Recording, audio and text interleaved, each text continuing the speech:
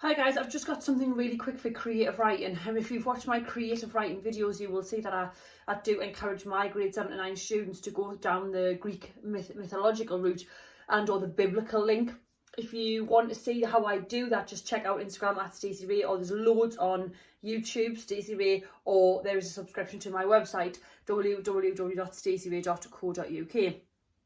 The reason I encourage biblical links or mythical links is that personal preference, really. I think it instantly gives you metaphor, gives you extended metaphor, and it makes you appear well read, and I suppose to a certain extent well educated.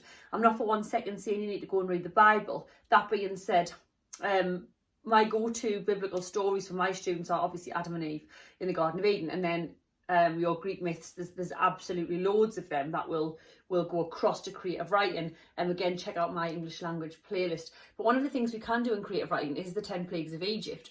And again, you would have to practice metaphorically using them, but when I get a second, I'll put something on Instagram. The 10 plagues of Egypt were basically a punishment so that the Israelites would kind of depart from slavery, if you like. And the 10 plagues are 10 different punishments. And you have got the transformation of water into blood. So again, if we're doing creative writing, you've got wonderful description there. If we're talking about textures and we're talking about colours, if we're talking about water going to blood, straight away your vocabulary can go from something being translucent to something being like a deep scarlet. So again, your vocabulary kind of fits your biblical links as well as your mythological links, and that's why I say to my students, technically these stories give you the vocabulary that you can use of their own accord.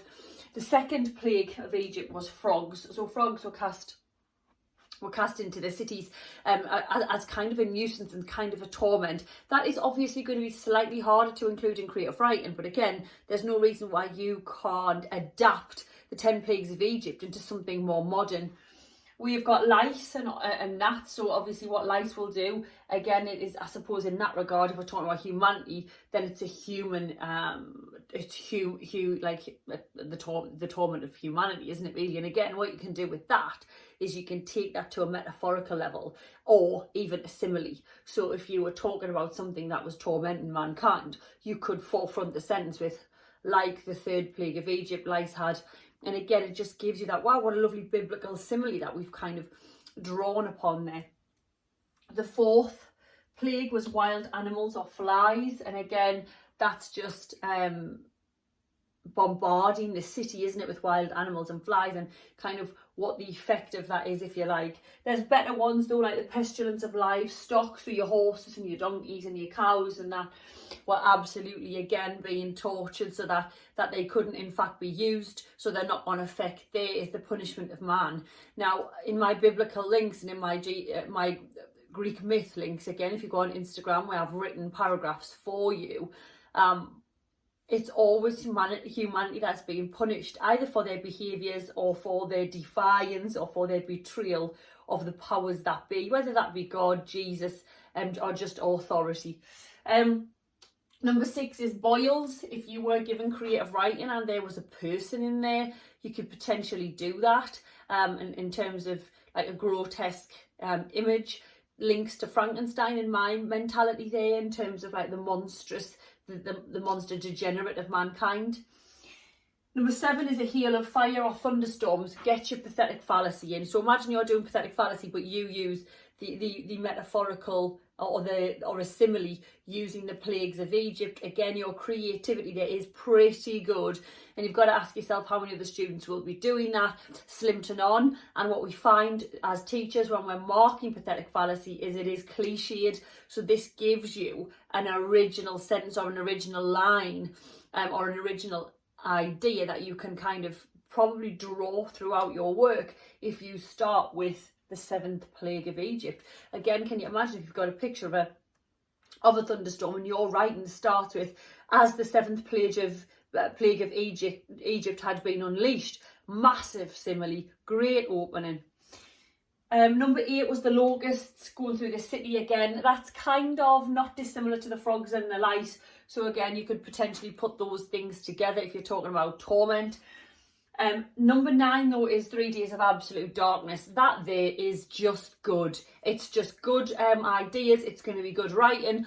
Metaphorically, three days of darkness will link you to evil. It will link you to something sinister.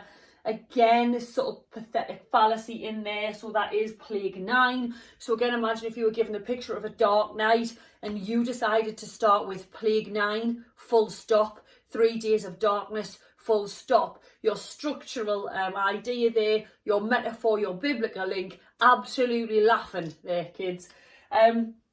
And then finally, and this is the most morbid, which is why it's the last one, Plague 10 is the death of your firstborn child. So again, if you've seen the biblical story, the soldiers would come around and ensure that the firstborn child of each household was murdered. Again, sinister tone, linking to horror. If you have got the kind of armoury in your writing to do that, then it's again something you can pick up. But even if you're not describing the death, you could use it as a simile. So in there you have got 10 plagues that can go across creative writing, can be linked in various different ways, can forefront your writing, can be used halfway through structurally, Plague 6, can be used cyclically and will give you instant simile. I hope this was useful. If not, please check out my creative writing posts, loads on YouTube, loads on my website. I like to hear from you on Instagram, @StaceyRay, and massive good luck in your studies.